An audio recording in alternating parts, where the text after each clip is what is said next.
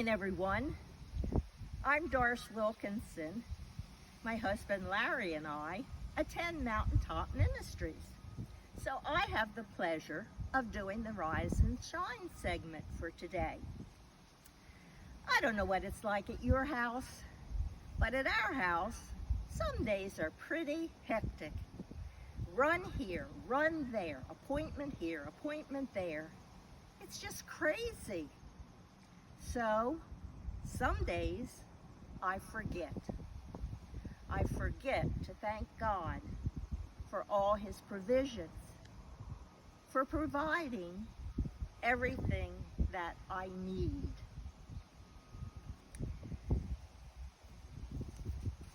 Do you know that God provides for all your needs? Sometimes I need a reminder because I often take things for granted. I just assume that everything I need is going to be there. And then sometimes it's just really obvious that God has His hand on my situations. For those of you who are watching and also attend Mountaintop Ministries, you may remember that we used to drive this red Ford Explorer. I really liked this car.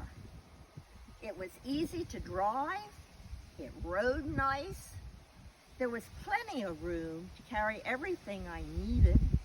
There weren't 100 buttons and knobs that I had to program. It just was a nice car. Buster liked to ride in it too, and we often went everywhere together.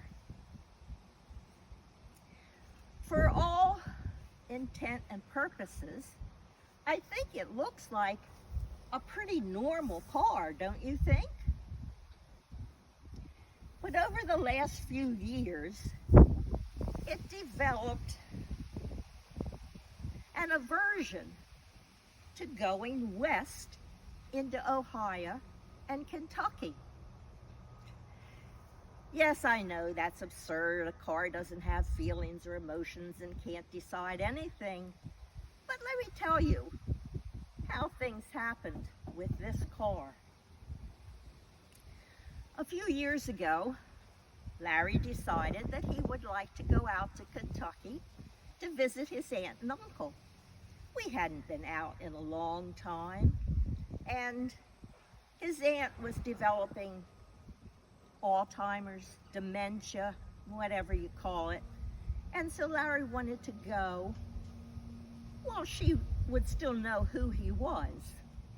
So the plans were made, and a few weeks later we packed up and headed west.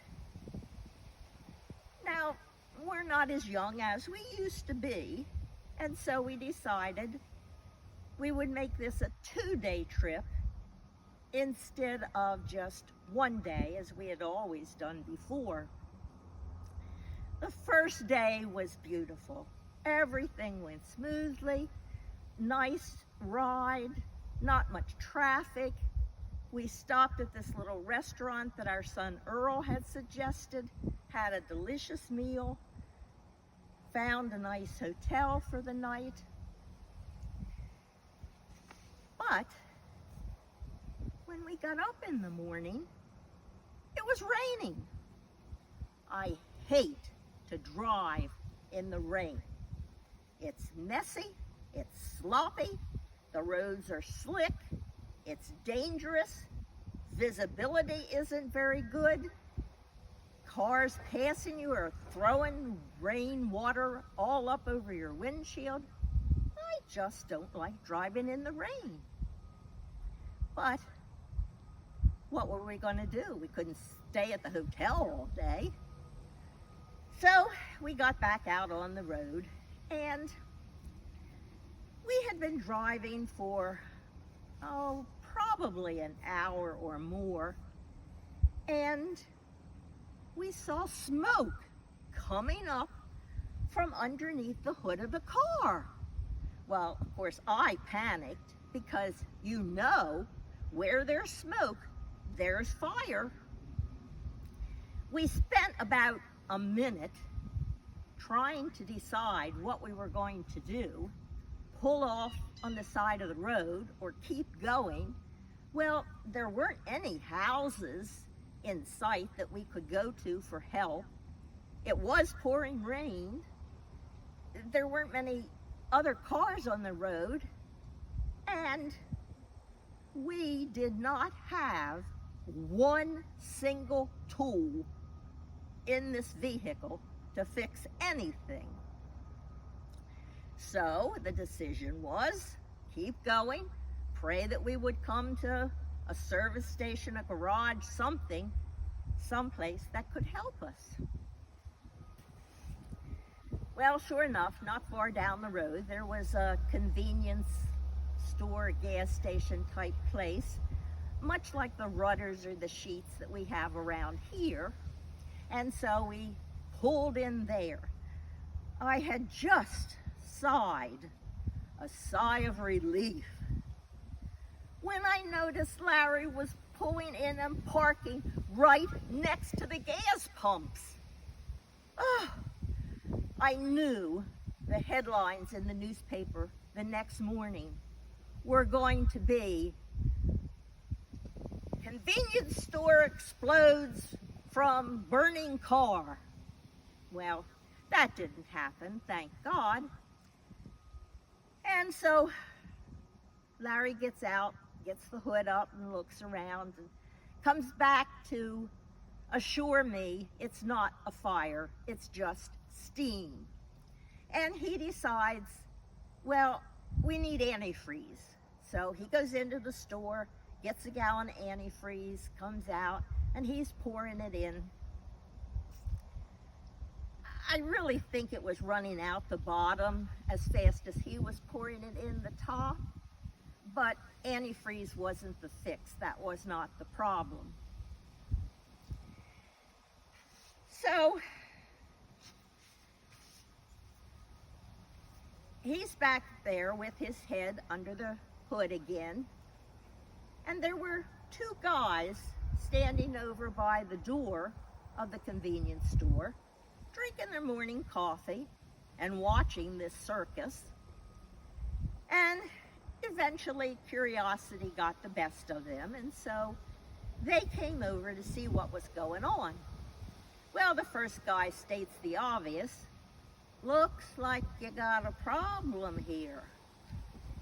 Yeah, does look that way, doesn't it? So they stick their heads under the hood, and this gives me a whole new perspective on two heads are better than one. I always thought you had one head and another head came along, so that made two heads. So two heads were better than one head. But here we had one head and two heads came along, so two heads were better than one head, but that made three heads. Well, that's a discussion for another time. They looked around and the one guy went back to his truck and he was making some phone calls, and he came back to report nobody in town had the part that we needed. The other guy says, I've got a friend that owns a junkyard. I'll bet he's got a vehicle down there with the part on it we need. So he takes off to go to the junkyard. He was gone probably 45 minutes, maybe an hour, and he comes back. No luck. Not a vehicle in there had the part that we needed. So the other guy goes back over to his truck and he's getting some things out, and he comes back over, and between the two of them, they jimmy rig the things back together good enough that we can take off and go find someplace that can fix the car. We couldn't have asked for two nicer, more helpful, more knowledgeable guys than these two. And they would not take a single thing for helping us. Now, maybe you're saying, so what? Did that have to do with God? He didn't provide you with the part you needed. That's right, he didn't. But you have to remember, God doesn't always answer the way we think he should or the way we ask him to. And I hope you don't think this situation was just a bunch of coincidences. I'm sure it played out just the way God had it planned. Let's back up to that morning when I was complaining and having a fit because it was raining. The rain was actually the first of God's blessings for us that day. Because if it had not been for the rain, those two guys at the convenience store would have been out working on a construction site. They would not have been there to help us. And as it turns out, parking by the gas pumps was a good idea. There was a canopy over the gas pumps, and that kept everybody dry while they were working on our car. Sometimes I'm pretty blind about how God's working, but I could see God all over this problem. So now we fast forward a couple of years, and we're headed back to Ohio again. This time, Larry's uncle had passed away, and we were going out for the funeral. The funeral happened to be on a Monday, so we had to go out on Sunday to be there for Monday services. And we were going in our good old red Ford Explorer again. Larry's brother Lou had decided to ride out with us, and so the Sunday morning that we needed to leave, he came out. I started out driving, and I drove for a couple of hours, and then we decided we needed a pit stop. So we pulled off at one of those service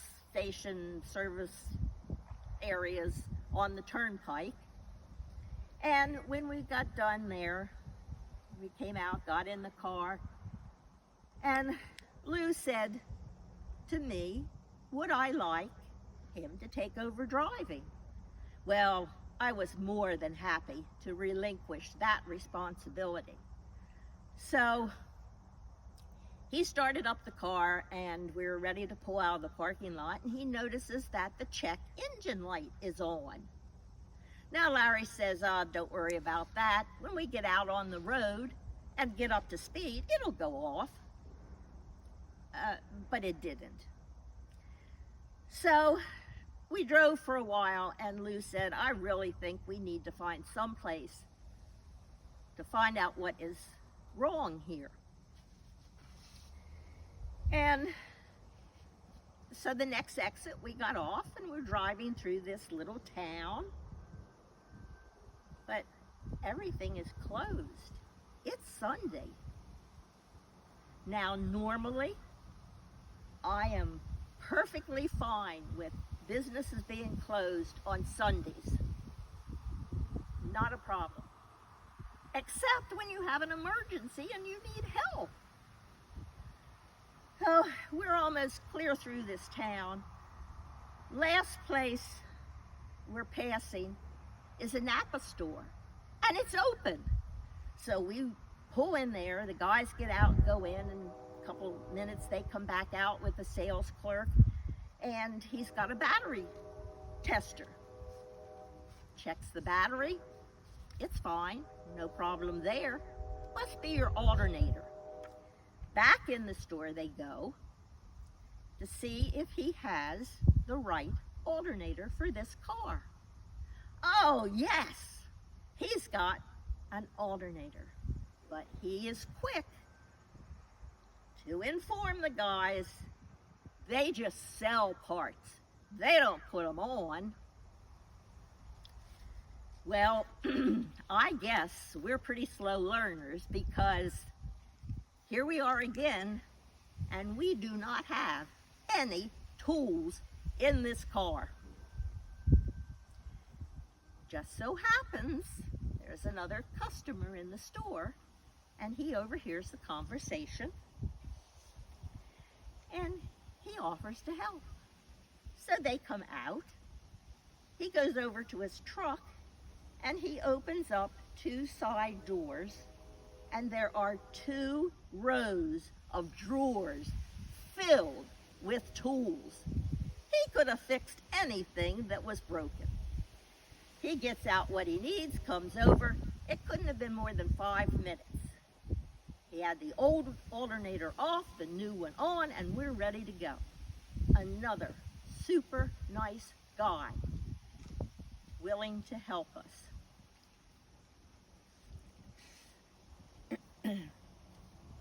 Now, was it coincidence that he was there at the same time we were there? No, I don't think so. God was at work providing for our needs again. So now we're selling this red Ford Explorer before it has the opportunity to strand us someplace else. No matter what happens, we can be assured that God is providing for whatever we need. I challenge you to be on the lookout for God's ways of providing for what you need in your life. Now, I can hear someone saying, God didn't provide what I wanted. Well, remember, you said want, I'm saying need. There's a big difference between needs and wants. What a long list God would have if he were going to provide for all our wants. To clarify, please listen to Philippians 4:19. And my God shall supply all your need according to his riches and glory by Christ Jesus. God promised to supply all the Philippians' needs, and he'll do the same for you and I. My God is personal. Shall supply is positive. All your need is pointed. He will meet your need. 2 Corinthians 9:8 confirms that we will have sufficiency in all things. Sufficiency meaning all that is needed. Be on the lookout. Be aware of what all you are receiving that fulfills your needs. Don't forget to thank God for providing for you. Thank you.